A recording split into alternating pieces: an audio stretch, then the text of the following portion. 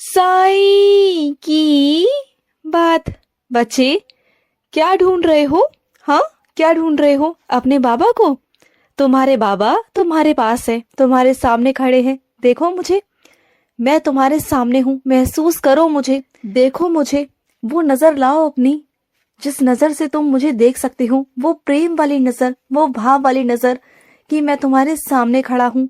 तुम देखो मुझे, मैं साक्षात रूप में तुम्हारा बाबा, तुम्हारा साईं तुम्हारे सामने है। देखो मुझे, दर्शन करो मेरे। दर्शन करना चाहते हो ना? मैं तुम्हारे सामने हूँ, दर्शन कर लो मेरे।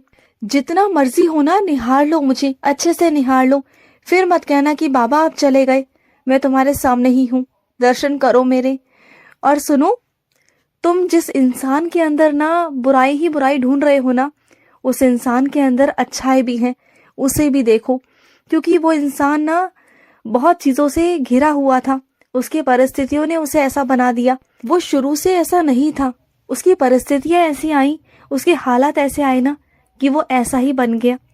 लेकिन उसके अंदर बुराइयां जरूर है, लेकिन उसके अंदर अच्छाइयां भी हैं।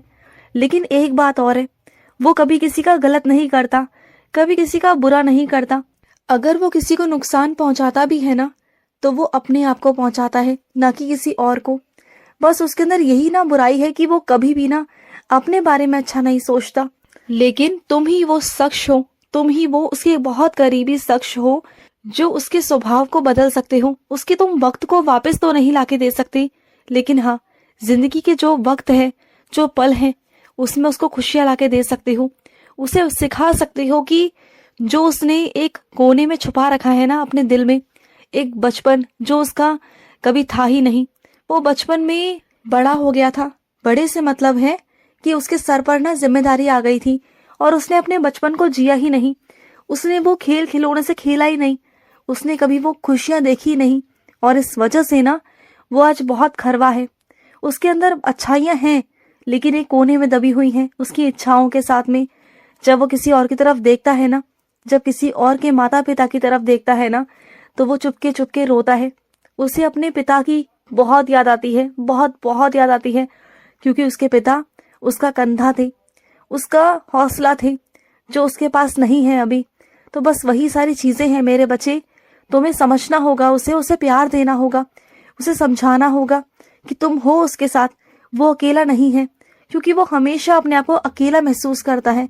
तो तुम्हें उसे अपना होने का एहसास कराना है, ना कि उसकी बुराइयों को देखना है, उसकी अच्छाइयों को देखो। क्योंकि तुम ना बहुत करुणामय हो, तुम मेरे बच्चे हो, और तुम्हें हर किसी के लिए अच्छा सोचना है, अच्छा करना है। अगर तुम्हारी वजह से किसी की जिंदगी में खुशी आती है, तुम्हारी वजह से किसी की जिंदगी रोशन होती है ना, तो इससे बड़ी सेवा मेरी क्या हो सकती है, बोलो। और एक बात और कहनी थी तुमसे। कभी कभी ऐसा होता है ना कि तुम अपने घर में किसी की सेवा में चले जाते हो, किसी की सेवा करते हो, किसी को खाना दे रहे होते हो, किसी को पानी दे रहे होते हो, और उसी वक्त मेरी पूजा का समय भी होता है, और तुम्हें लगता है कि फटाफट मैं वो सारा काम खत्म कर कर बाबा की पूजा पाठ करूं, बाबा की आरती करूं। तो सुनो मेरी बात को, जल्दबाजी बिल्कुल भी मत किया करो। अगर तुम अपने घर में किसी को खाना दे रहे हो, या किसी के लिए कोई खाना बना रहे हो, या किसी का कोई भी काम कर रहे हो ना, तो समझ लो वही मेरी पूजा है, वही मेरी सेवा है। मैं उससे खुश हूँ। तुम मुझे खुश करना चाहते हो ना पूजा कर कर, तो मैं वैसे खुश हूं ना मेरे बच्चे। मुझे नहीं चाहिए कि तुम मेरे पास आकर बैठो, मेरी आरती करो, मेरा नाम जाप करो, और तुम्हारे घर वाले तुम्हारी गैर मौजूदगी में ना परेशान होते रहें।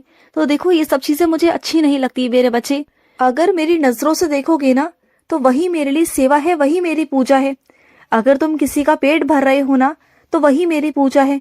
अगर तुम किसी प्यासे को पानी पिला रहे हो ना, तो वही मेरी पूजा है। सब वही मेरी पूजा है मेरे बच्चे। तो ये मन में मत लाया करो कि बाबा की पूजा रह गई। बाबा की पूजा कभी नहीं रहती, तो बस सेवा करते चलो। बाबा की पूजा है, बाबा की पूजा का दूसरा नाम ही सेवा है मेरे बच्चे। चाहे सेवा कर लो या पूजा कर लो, बात बराबर है। आशीर्वाद मैं दोनों समान ही दूंगा, चिंता मत करो। तुम्हारे बाबा तुमसे कभी रूठते नहीं, बल्कि तुमसे बहुत बहुत प्यार करता हूँ मैं, बहुत प्यार। और सुनो, आज कोई मिला था तुम्हें, याद करो कौन मिला था तुम्हें, याद करो। आज कोई आया था तुम्हारे पास कुछ खाने को मांगने, वो मैं था, तुम्हारा बाबा था। और तुमने मुझे खाने को दिया भी, और पता है, जब तुम अपने काम में लग गए ना मुझे खिलाने के बाद, उसके बाद मैंने तुम्हें इतना ज्यादा आशीर्वाद दिया है ना, इतना ज्यादा, शायद तुम्हारा ध्यान मुझ पर नहीं गया दोबारा, लेकिन मैं तुम्हें बहुत सारा आशीर्वाद देकर गया हूँ, बहुत सारा। तुम दिन दोगुनी रात चौगनी करोगे मेरे बच्चे, तुम्हारी बहुत बहुत तरक्की होगी, बहुत तरक्की, ये मेरा आशीर्वाद है। और कुछ मेरे बच्चों को ना कुछ पुरस्कार मिलने वाला है, उसे सम्मानित किया जाएगा, और वो सम्मान तुम्हें तुम्हारी मेहनत का मिलेगा मेरे बच्चे। जो तुमने पूरे साल मेहनत की है ना, उस मेहनत का तुम्हें वो फल मिलने वाला है, वो पुरस्कार मिलने वाला है। तुम्हें इतने सारे लोगों के सामने ना सम्मानित किया जाएगा, तुम्हें गर्व होगा अपने बाबा पर, अपने साईं पर, और मुझे भी तुम पर बहुत बहुत गर्व है, बहुत गर्व है। और तुम्हारे माता पिता को भी ना तुम पर बहुत गर्व है मेरे बच्चे, क्योंकि तुम बहुत मेहनती हो, और मेहनत करने वाले को फल तो अवश्य मिलता है मेरे बच्चे, और तुमने मेहनत की है ना। देखो, किसी की चिंता करना और उससे लड़ना झगड़ना उसी के लिए, ये दोनों चीजें अलग अलग हैं। अगर किसी की चिंता करते हो तो उसे प्यार से भी समझा सकते हो, अगर उसकी चिंता करनी है, उसी से अगर लड़ोगे ना, तो वो तुम्हें समझेगा नहीं, उल्टा तुम पर ही नाराज हो जाएगा। और ऐसा ही कुछ तुम्हारे साथ होता है, जो तुम सोचते हो ना उसका हमेशा उल्टा ही होता है, क्योंकि तुम ना अपने स्वभाव के हिसाब से काम करते हो, दूसरे के स्वभाव को नहीं समझ पाते हो। तुम्हें इतना वक्त हो गया है साथ में रहते रहते, तुम्हें समझ जाना चाहिए कि किसका स्वभाव कैसा है, कौन इंसान कैसा है, कौन इंसान कैसा नहीं है, किसके साथ तुम्हें कहाँ बात करनी है, कैसी बात करनी है, कितनी बात करनी है, इस बात को तुम्हें समझना होगा।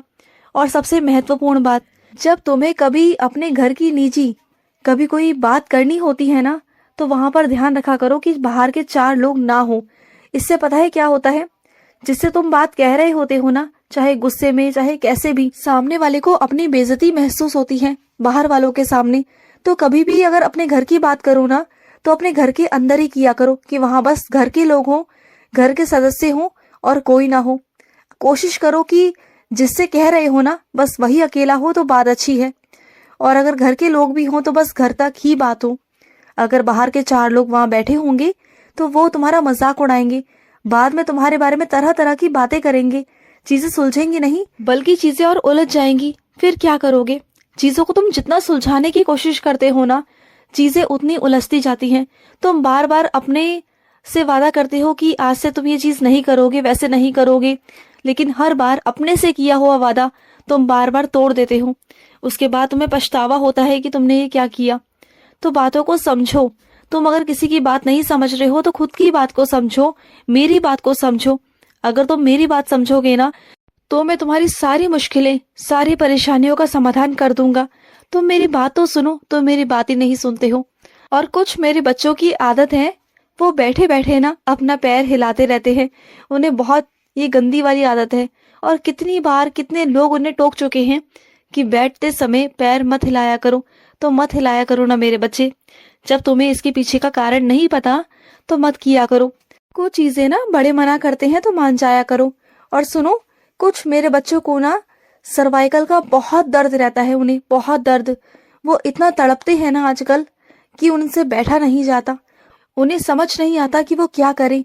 लोग तरह तरह के व्यायाम बताते हैं, वो सब कुछ कर कर देख चुके हैं, लेकिन तुम्हें कोई फर्क नहीं पड़ता है ना। तो एक काम किया करो, जहां पर दर्द है ना वहां पर तेल में उधी डालकर लगाना। तुम्हारे गर्दन का दर्द, तुम्हारा सर्वाइकल ठीक हो जाएगा। तुमने हर एक उपाय पर विश्वास किया, इस बार अपने बाबा की उधी पर विश्वास करके देखो, तुम्हें आराम मिलेगा। खुश रहो। आज का साई संदेश समाप्त हुआ।